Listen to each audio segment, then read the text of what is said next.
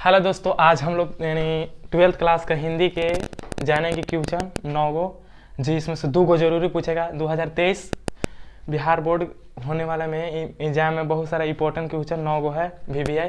तो हम जानेंगे कि आर्ट ऑफ कन्वेक्शन क्या है। आर्ट ऑफ कन्वेक्शन अगर टीचर सारे लिखवाते हैं या बुक में लिखा हुआ देखेगा तो बहुत सारा बड़ा लैंग्वेज में लिखा रहता है जो समझ में नहीं आता है। तो हम लोग जानेंगे आज छोटा छोटा ट्रिक सा है, माने कि छोटा छोटा लैंग्वेज में हम लोग जानेंगे कि आउट ऑफ कन्वेक्शन क्या है, दिनकर जी का निधन कहाँ और किन परिस्थितियों में हुआ था। एकदम छोटा छोटा पूछा है, एकदम छोटा छोटा सा क्वेश्चन है। तो हम जानेंगे आर्ट ऑफ कन्वेक्शन क्या है, कन्वर्सेशन क्या है। तो ये आर्ट ऑफ कन्वर्सेशन के बारे में हम लोग जानेंगे। तो ये आर्ट ऑफ कन्वर्सेशन क्या है, तो एक प्रकार का बात करने का कला है, मन कि किस से किस तरह बात किया जाता है। ये आर्ट कन्वर्सेशन याद हुआ ना? याद हुआ। देखो आर्ट कन्वर्सेशन क्या है, एक बात करने का कला है। क्या बात करने का कला, मतलब किस व्यक्ति से किस तरह बात किया जा सकता है, वह आर्ट ऑफ कन्वर्सेशन के द्वारा किया जाता है। यह और दूसरा क्वेश्चन, पहला तो हम जान गए, पहले ना जाना। देखो तो कुछ है आर्ट ऑफ कन्वर्सेशन क्या है, दिल्ली रेखा के आर्ट ऑफ कन्वर्सेशन क्या है। तो हम लोग जानेंगे कि आर्ट ऑफ कन्वर्सेशन क्या है, कि यह बात करने का एक कला है, माने कि बात करने का कला है, किस तरह किस व्यक्ति से बात किया जाता है, मतलब कैसे बात किया जाता है। ऐसे लिख देंगे हम लोग। ये आर्ट ऑफ कन्वर्सेशन एगो खत्म हो गया। और दूसरा का हम लोग जानेंगे दिनकर जी का निधन कहाँ और किन परिस्थितियों में हुआ था। अगर तुमसे अगर कोई पूछते कि दिनकर जी का निधन कहाँ हुआ था, हैं दिनकर जी का निधन कहाँ हुआ था, तो बताएगा कि इनका निधन मद्रास में हुआ था। कहाँ? मद्रास में। तो यह खाली दे दिया है कि दिनकर जी का निधन कहाँ और किन परिस्थितियों में हुआ था। तो यहाँ तक तो जान गया कि दिनकर जी का निधन मद्रास में हुआ था। तो कहाँ हुआ था? रामनाथ गोकैया के यहाँ, रामनाथ गोकैया के यहाँ। तो यहाँ दिनकर जी का निधन मद्रास में अपने मित्र के यहाँ, मद्रास में अपने मित्र के यहाँ रामनाथ गोकैया के यहाँ हुआ था, जो इन दिल के धड़कन यानी हार्ट अटैक आने के कारण इनका मौत हो गया था। ये हम लोग जानेंगे। दूसरा भी क्वेश्चन जान गए। और तीसरा क्वेश्चन कौची है, तीसरा है अर्धनरेश्वर पाठ के लेखक कौन है और नारी की प्रधानता कब से प्रारंभ हुई। यह है ना कि अर्धनरेश्वर पाठ के लेखक कौन है, तो हम लोग नहीं जानते हैं। इतना दूर के खाली देखो कि अर्धनरेश्वर पाठ के लेखक कौन है। तो अर्धनरेश्वर पाठ के लेखक है रामधारी सिंह दिनकर। तो इतना हम लोग लिख देंगे यहाँ से कि अर्धनरेश्वर पाठ के लेखक कौन है, तो रामधारी सिंह दिनकर। तो नारी की प्रधानता कब से प्रारंभ हुई, एकरे में है लेकिन अलग थोड़ा सा दे दिया है। तो ये लोग एकदम छोटा सा है, ट्रिक है। ये सब देखो बस कुछ है, एकदम इजी है, नाने का बउआ ये सब बता देगा। कुछ है अर्धनरेश्वर पाठ के लेखक कौन है, तो अर्धनरेश्वर पाठ के लेखक नाम रामधारी सिंह दिनकर हैं। और नारी की प्रधानता कृषि कार्य के बाद प्रारंभ हुई थी। तो इस तरह हम लिख देंगे। ये तीसरा भी क्वेश्चन कंप्लीट हो गया। एकदम छोटा छोटा है, ये सब कुछ है, कुछ होना है, ये भी हम लोग जान गए।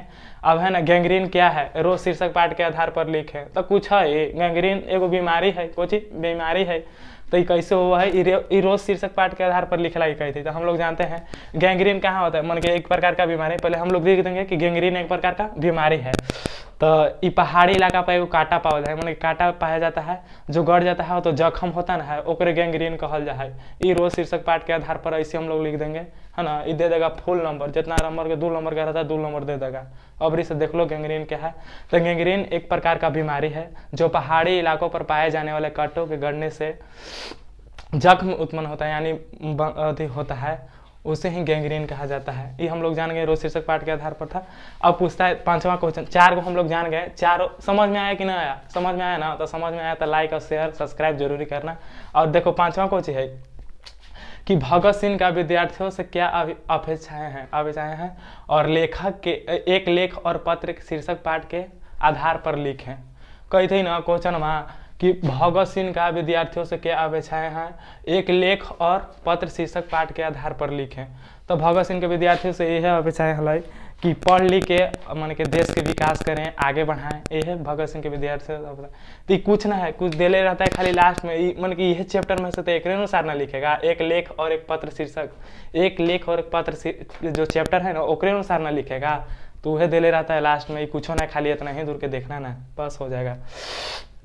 अब कहता है ना, अब 5वां भी हम लोग जान गए। अब 6ठा जानेंगे कि जायसी रचित कड़बक कविता में रक्त के लेई के क्या अर्थ होता है, क्या अर्थ है। ये जायसी रचित एगो कड़बक कविता है ना। तो ये कहता है कि रक्त के लेई के क्या अर्थ है। तो ये कुछ ना है, जायसी रचित कड़बक कविता में रक्त के लेई का अर्थ यही है कि मन के लिखने में बहुत सारा कठिनाइयाँ होता है इस कविता को, यह लिख देंगे। और ये बन गया 6 भी हम लोग जान गए कि एकदम इजी है। कुछ है ना समझ में आया? एकदम इजी है यार, नहीं समझ में आया? देखो अब 7वां जानेंगे कि तुलसीदास रचित दोनों पदों में किस रस की व्यंजना हुई है। ये 7वां क्वेश्चन है ना कि तुलसीदास रचित दोनों पदों में किस रस की व्यंजना हुई है। तो दोनों पद में भक्ति रस की कुछ व्यंजना हुई है। तुलसीदास रचित दोनों पद में कुछ अति भक्ति रस का व्यंजना हुआ है। क्या हम लिखेंगे, कैसे लिखेंगे कि तुलसीदास रचित दोनों पदों में भक्ति रस की व्यंजना हुई है। इस तरह हम लोग 7वां भी जान गए। और 8वां जानेंगे कि 8वां क्या है। 8वां क्या है, इस 7वां भी हम लोग जान गए। 8वां क्या है कि चातकी किसके लिए तरसती है। तुमुल कोलाहल कहल में शीर्षक कविता के आधार पर लिखे। खाली ये है कि चातकी किसके लिए तरसती है। इतना ही क्वेश्चन है कि चातकी किसके लिए तरसती है। चातकी बादल के बूंद यानी पानी के लिए तरसती है। चातकी जो है ना तो बादल के बूंद के पानी के लिए तरसती है। हम लोग जान गए ना। ये कोची है छोटा सा क्वेश्चन, इतना बड़ा दिले झूठो दिले है, एकदम छोटे का क्वेश्चन है। कोची है कि कोची कह रहा है क्वेश्चन आपकी वो देख लो कि चातकी किसके लिए तरसती है। तुमुल कोलाहल कहल में शीर्षक कविता के आधार पर लिखे। तो चातकी बादल के बूंद के पानी के लिए तरसती है। कुछ के लिए, पानी के लिए। तो ये हम लोग जान के लिख देंगे ना कि चातकी बादल के बूंद के पानी के लिए तरसती है। 2 में 2 नंबर दे देगा, 2 में 2 नंबर दे देगा। अब देखो नामा क्वेश्चन कोची कहता है माँ के लिए अपना मन समझाना कब कठिन होता है और क्यों। ये नामा क्वेश्चन कहता है कि माँ के लिए अपना मन समझाना कब कठिन होता है और क्यों। पुत्र वियोग शीर्षक पाठ के आधार पर लिखें। तो यह पाठ के न पुत्र वियोग शीर्षक पाठ के अनुसार न लिखेगा। तो कहता है देखो माँ के लिए अपना मन समझाना कब कठिन होता है। तो जब इसका पुत्र मर न जाता है तो अभी इसको समझाने में कठिन होता है। तो हम लोग कठिन होता है तो हम लोग लिखेंगे कैसे कि माँ के लिए अपना पुत्र का मन समझाना जब इसका पुत्र मर जाता है तब इसको समझाना कठिन होता है। क्योंकि क्यों होता है ये में लिख दे, क्योंकि उसके अपने पुत्र के साथ बिताया हुआ समय का याद आता है। और आपको अगर वीडियो समझ में आया हो और तो लाइक और सब्सक्राइब जरूरी करें। और बहुत ज़्यादा अगर समझ में आया हो तो लाइक करें और शेयर जरूरी करें प्लीज़।